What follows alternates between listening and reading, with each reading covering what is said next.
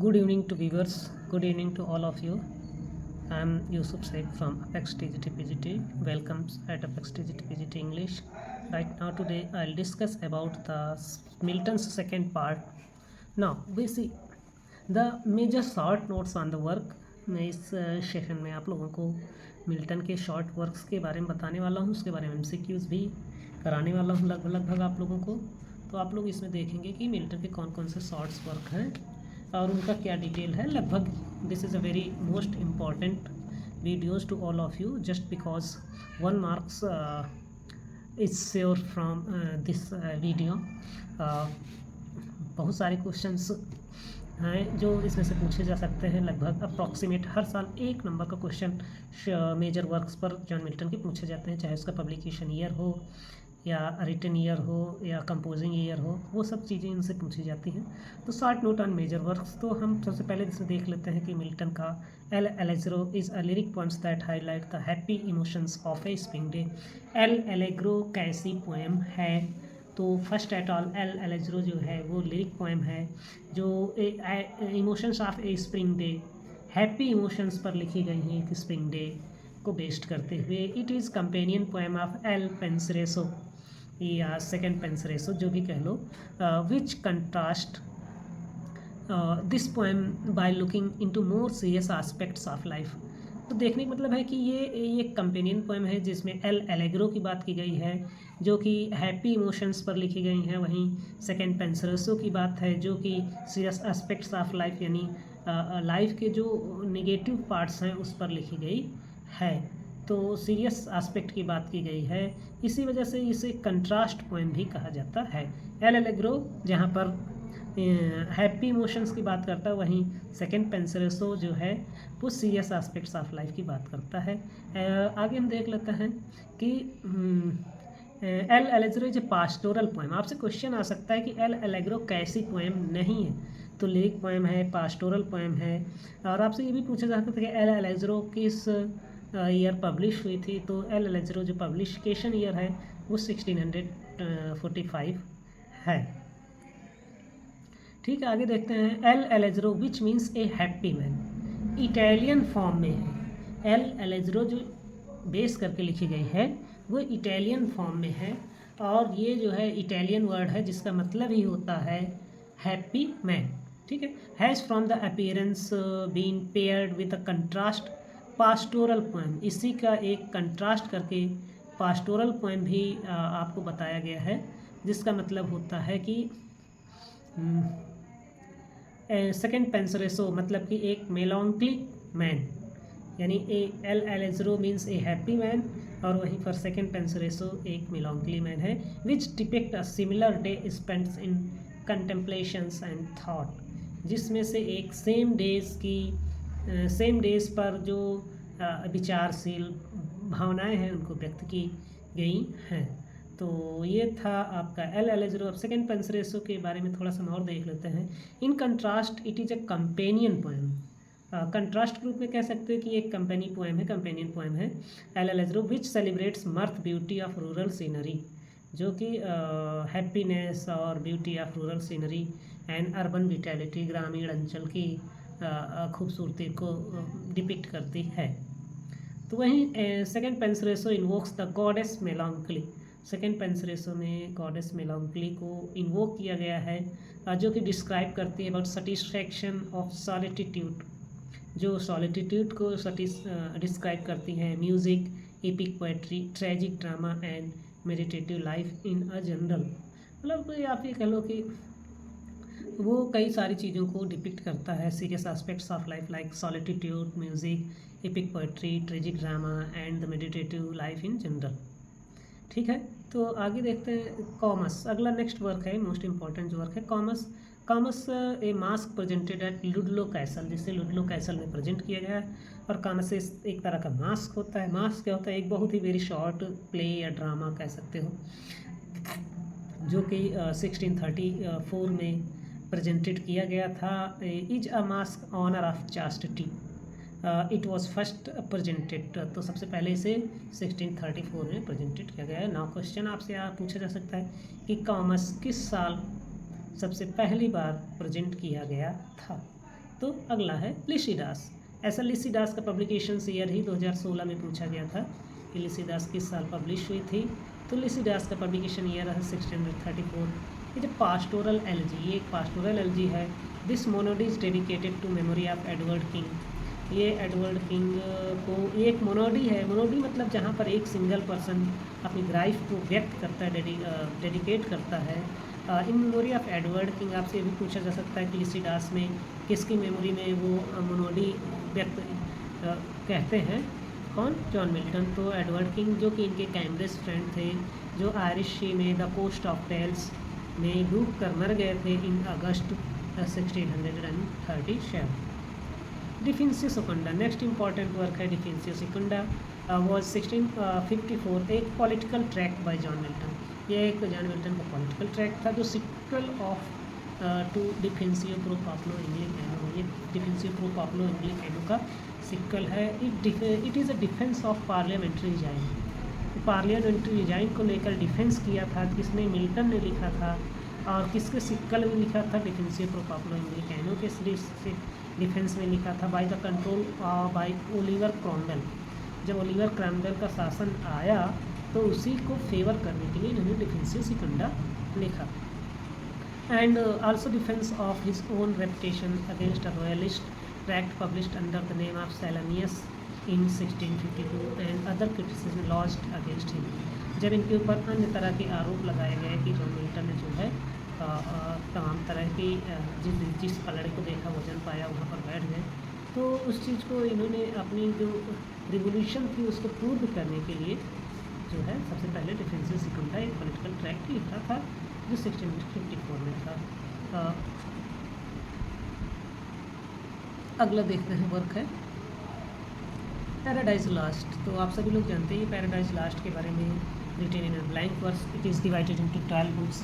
तो ये 12 बुक में डिवाइड है और पैराडाइज लास्ट को इस तरह से फॉल ऑफ सैटर्न्स है, फॉल ऑफ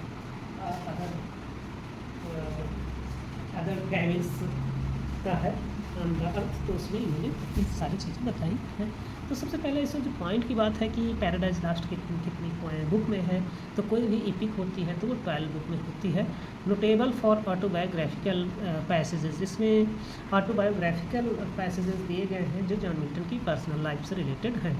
तो next point is it is started. अब आपसे पूछा जा सकता है कि किस साल जॉन मिल्टन ने इसको लिखना स्टार्ट किया था और किस साल कंप्लीट किया, किस साल first time paradise last publish हुई, कितने बुक थी और कब रीपब्लिश हुई थी। तो ये सारी चीज़ें आपसे कई पॉइंट की बातें हैं जो क्वेश्चंस पूछा जा सकता है। तो लिखना शुरू किया 1658 में, कंप्लीट किया 65 में और first time published by 1667 with 10 books republished in 1674, 12 books after the breaking of 7 and 10। ना पब्लिश्ड बाय सैमुअल साइमंस, मतलब इसके पब्लिशर्स का जो नाम था जिन्होंने कॉपीराइट लिया था वो साइमंस थे और इसकी जो थीम थी द फॉल ऑफ मैन है। It's a doctrinal object to assert the eternal province of justify the ways of God to man। यही लाइन आपसे 2018 के एग्जाम में पूछी गई थी कि पैराडाइज लास्ट की थीम क्या है, तो justify the ways of God to man. तो बहुत सारे लोगों ने पैराडाइज लास्ट की जगह पैराडाइज रिगेन लगा दिया, कोई सैमसन एगोनिस्ट लगा दिया। इस तरह से जो है जो क्वेश्चन होता है वो फिसल जाता है। This demonstrations of purpose divine will reflect the suffering of humanity are not because of God but they are doing man himself। इसके ज़रिए इन्होंने ये प्रूव करने का कोशिश किया है कि किस तरह से ह्यूमैनिटी का जो सफरिंग्स है वो खुद के लिए खुद के द्वारा तैयार की गई है, ना कि गॉड के द्वारा। अब हम कुछ एल और सेकेंड पेंसर इस पर शॉर्ट्स क्वेश्चंस MCQ टाइप में है, उनको सॉल्व करके देख लेते हैं। तो क्वेश्चन नंबर फर्स्ट है which of the following best describe L'Allegro को कौन सा फर्स्ट डिस्क्राइब करता है? First, a poem celebrating mirth and cheerful life, B a poem praising melancholy and contemplation, C a tragic epic and blank verse, D a satirical poem against country life.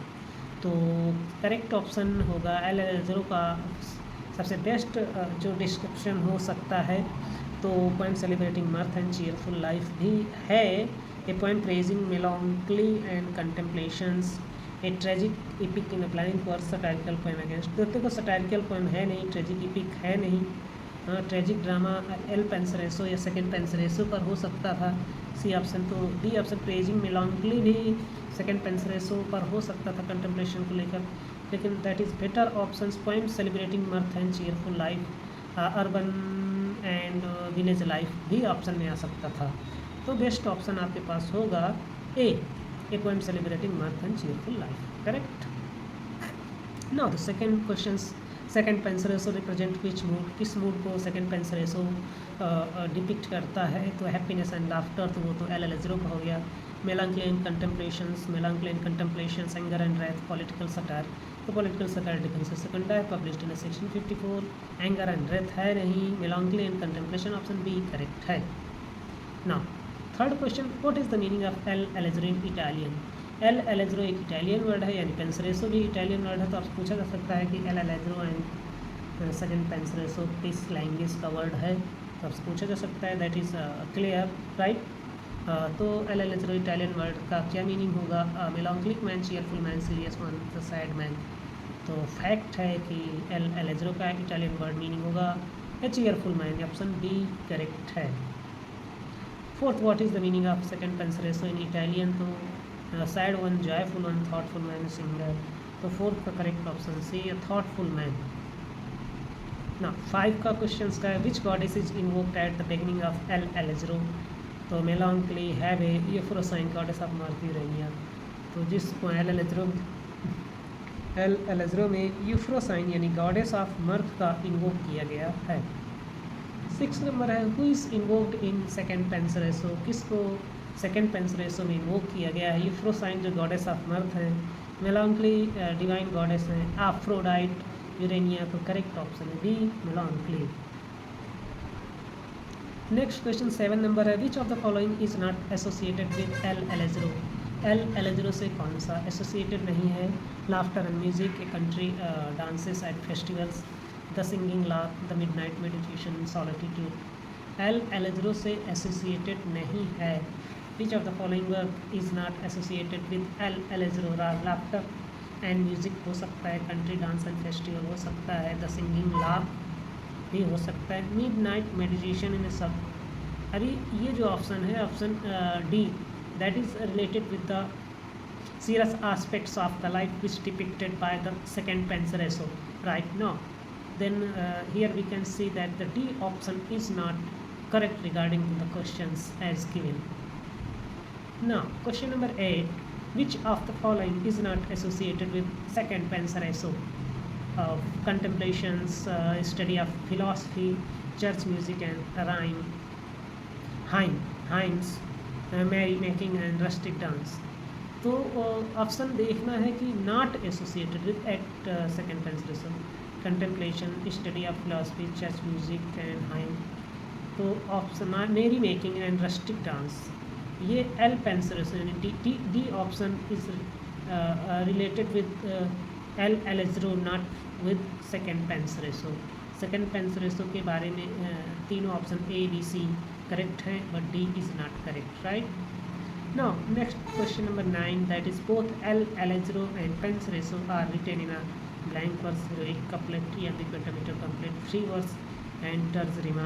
So that is fact that both L Allegro and second Pensereso are written in a heroic couplet, and heroic couplets are framed in iambic pentameter couplet, right? Now the next question 10, which poet heavily influenced Milton in these companion poems? Which poet heavily influenced Milton in these companion poem? तो किस companion, किस author poet जो है पूरी तरह से इस companion poem से प्रभावित था, असर था उसके ऊपर, उसका पूरा कंप्लीट उसका असर हुआ था? Edmund Spenser, Geoffrey Chaucer, Ben Jonson, William Blake. तो फैक्ट है कि जॉन मिल्टन सबसे ज़्यादा किससे इम्प्रेस्ड थे? तो करेक्ट होगा कि जॉन मिल्टन सबसे ज़्यादा एडमंड स्पेंसर से ही इन्फ्लुएंस्ड थे। तो ऑप्शन ए करेक्ट ऑप्शन है। तो इस वीडियो में हम ये देखते हैं कि कुल 10 MCQ भी थे, और हमने मेजर शॉर्ट वर्क का ये एक पार्ट आप लोगों के सामने लेकर आया हूँ, और नेक्स्ट पार्ट में मैं और भी चीज़ें लेकर आऊँगा. So thank you for next part of videos.